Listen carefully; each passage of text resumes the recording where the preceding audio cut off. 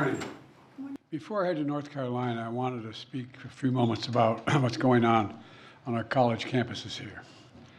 We've all seen the images, and they put to the test two fundamental American principles. Excuse me.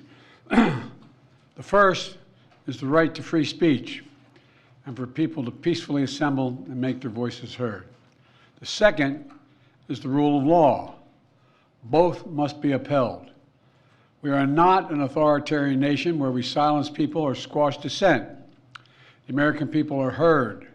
In fact, peaceful protest is in the best tradition of how Americans respond to consequential issues. But, neither are we a lawless country. We are a civil society, and order must prevail.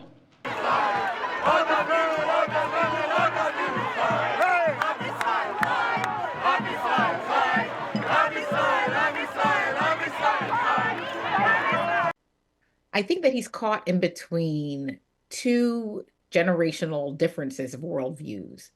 And so there are core Democratic voters who think about what's happening now at Gaza and Israel as a sort of humanitarian aid and crises. And then there's another that thinks about this in terms of geopolitics and trying to protect our allies.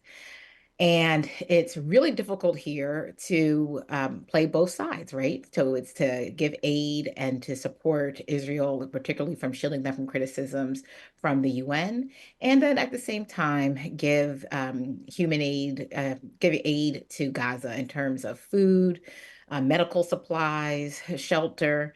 And when you are supporting the country that is bombing the territory that they're occupying, this is hard to do, right? And so I think that because there's a no-win solution here, you can't play this two sides to can't play two sides to this, that Biden is going to have to choose, and that's the difficult part.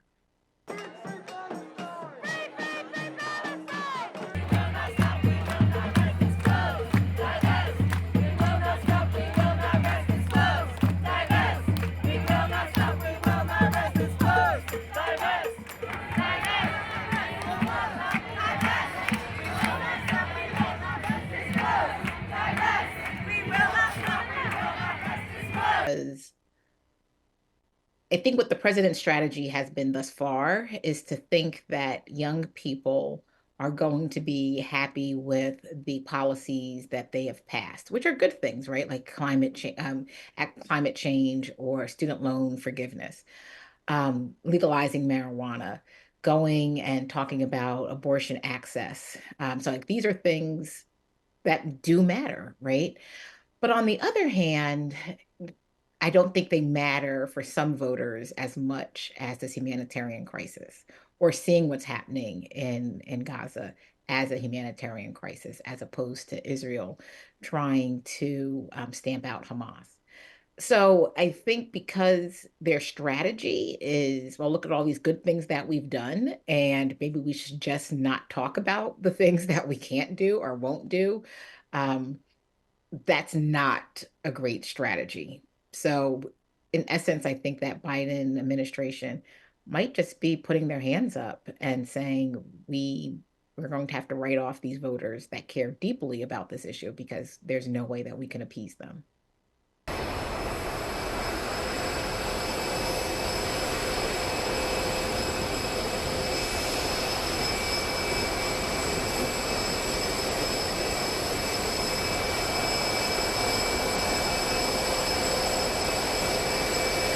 Because I was very impressed with how the president responded after October 7th.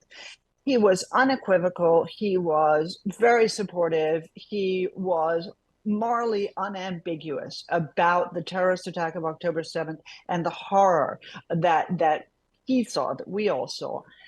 However, as the president has been less in the driver's seat on his policy, and that's natural, he's the president. Right? So it's not simply that he's an older man, it is that he's got a lot of things going on. He's got the economy, he's got an election. The Middle East is not the only challenge. We've got Ukraine, we've got China. I don't envy him that job.